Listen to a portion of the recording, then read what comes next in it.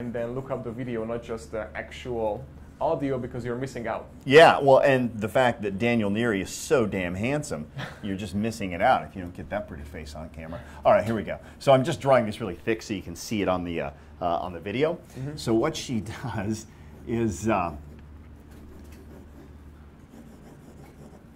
it looks like a diamond. Yeah, that's why it's called a diamond map. And then what she does is, so you've got your chapter title, right? Yeah. So chapter here. Mm-hmm. So. So let's say, for example, so what we do is we think there's probably 3 main chunks or 4 main chunks of a book that you could create. Mm-hmm. And then within that, there's probably 3 or 4 main points. Well, those become your chapters. So once you kind of have like a breakdown of about 12 chapters, 3 parts, 4 chapters each part, or maybe 4 parts, 3 chapters each part, roughly 12 chapters. When you start getting into the chapter thing, you've got your little chapter title, tentatively titled, right? Well then, so your next book, what's the book going to be on? It's the second edition to the first one, Fitbiz. Okay. And I don't have a title because I will have the title make up with you once I completely finish the book. Perfect, all right, at cool. the end. But it's about, basically for the additional one, all about leadership and why most gym owners fail, but obviously that title cannot be that. Do you have enough of it conceptualized where we could throw out a hypothetical chapter here? Yeah, sure. What's the chapter title theoretically called? So, well, I don't have the title. It's about ongoing education. So ongoing education. Perfect. Okay, yeah. Cool. So this is a exercise chapter. your brain, basically. Yeah. Okay. So this is an exercise on ongoing education. Yep. All right. Cool. Now, I'm going to guess that in that chapter, there's probably at least 6 main points. Maybe there's only 3. Maybe there's only 4. But somewhere in 6. So what are some of the specific things inside ongoing education that you feel are important? Yeah. Well, reading itself. Reading. Okay. Yeah. What else? Podcasts. Podcast. What else? Mastermind groups. Mastermind. What else? What do you call it? Social groups. Social, peer. Yes. Yep. Okay. Social groups. Okay. What else? What do you call it? Coaches. Coaches. Okay. Okay. And one more, which was, what is KPI, basically? Like, like growth accelerator? Yes. Yep. Yeah. Well, I didn't call that, but it's incubator, accelerator, yeah. mentoring. Mentoring program, yeah. Okay. Well, we'll just say programs. Okay. Who knows, right? This is just all hypothetical anyway. Okay. Yeah. All right. So now check this out. Now, by the way, if you would have had 8, we could have drawn a 7. We could have drawn the line here. Doesn't matter, right? Then we just start with this. Now, inside reading, let's talk about what are some specific things that you would want to mention in the aspect of reading. How to read. Oh, okay. So what? So how to read?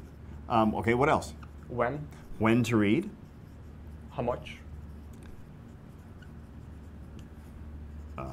And what? Quantity. Yeah. Or how to utilize your reading, basically. How to what? Utilize your reading.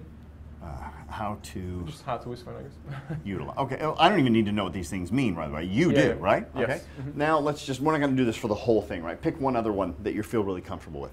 Mastermind groups. Mastermind groups, okay. What are some 4, 5, 6 different things you'd want to talk about there? Why to join one. Why to join, okay. How much is too much? The cost, what's appropriate? Okay, cost. Too much. Is it for you? Okay. Do you qualify? Is it for you? I guess. Okay. Whatever. Or do they qualify to you? Yep. Yeah. Okay. What else? Anything else? And what was the last one? I guess that's fine. Or should we have more? No, that's fine. Doesn't matter, right? Okay. There's no rule here. So what you do is you go through and you pick all these little subtitles, these bullets, right? Yeah. Now what you do is you've got your entire chapter. You've got your subtitles in the chapter. These all become your subtitles. Yeah. Now this is paragraph 1, paragraph 2, paragraph 3, paragraph. By the way, it could be paragraph 1, 2, 3, 4, 5. 6, 7, 8, 9, 10, right? We don't know, right? So this is your subtitle, and these are the topics that you're going to talk about inside that subtitle, which go in here.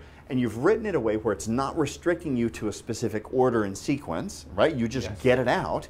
And if you create these diamond maps for every single chapter, you've really got the entire game plan set up. And then you can sit there and go, okay, now I need to do some research on what is the average cost, right? So now you might have a little offshoot here, and you might have, well, they're anywhere from $5K to 50K, you know, and you could have the sources of all the different people that you've cited or something like that. So you start kind of mind mapping it off and developing all the different, you know, specific research-driven things, or you just hand this over to one of your researchers and you say, I need you to look up the costs of these, I need you to go on and find a scientific data of how much is the perfect amount of time to read. You can just outsource all that research. But what you've done is you've developed a really cool way to stay as flexible as possible, which a process should be flexible, but yet as regimented as you can to stay on track. And this is such a cool technique. It's called the diamond mapping technique by Donna Stone, and I love it. It's just, it's one of the most efficient things that we've developed. I think it's just, we have all of our clients go through this thing. So no more app Scrivener? How do you say the app name? Scrivener, yeah, we'll use this. This is perfect for Scrivener because then what happens is... You put it into writing?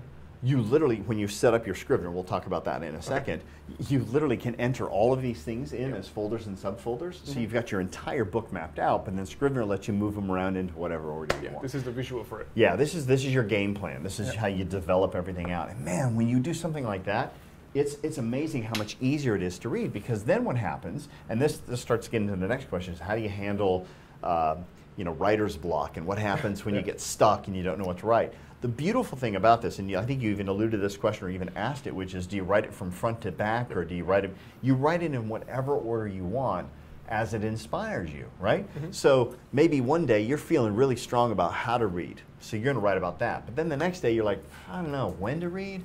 It doesn't even move me today. I don't feel like writing about that. But you know what? I'm kind of interested in the mastermind, so I could talk about that today, right? And so you just pick the topics that you want, and literally you can take that one question, close your eyes, imagine that avatar sitting in a coffee shop with you, and they go, why would I even want to join a mastermind? You go, well, right? And then you open up your eyes and start typing out that answer, and man, you can make a book fly pretty fast. And that is exactly how I wrote mine, by the way.